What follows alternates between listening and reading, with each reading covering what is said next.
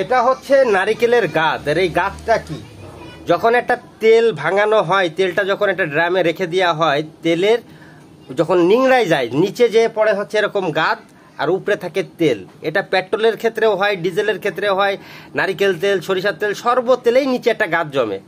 একমাত্র ফ্যাক্টরি থেকে যদি ভালো জনপ্রিয়তা থাকে বা ভালো যোগাযোগ মাধ্যম থাকে, তাহলে আপনি এই গাদ সংগ্রহ করতে পারবেন। আর এই গাদ মাছ ধরার বিভিন্ন কাজে লাগে, সুপার ডুপার কাজ হয় এই গাদে।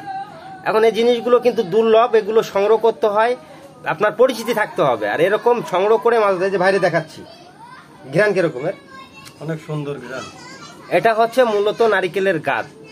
আর কাতল মাছ ধরতে গেলে এই গাদ দ্বারা চার বানাইতে হয়। সব থেকে ভালো মানের চার যারা তৈরি করতে চান, এগুলো সংগ্রহ করে নেবেন। আমি আপনাদের শিখাই দিচ্ছি, বলে দিচ্ছি, এতটুকুই পারি ইনশাল্লাহ। আর ফলো দিয়ে রাখবেন, যারা ফেসবুক থেকে দেখছেন ফলো দিয়ে রাখবেন, ইউটিউব থেকে দেখলে চ্যানেলটা সাবস্ক্রাইব করে রাখবেন।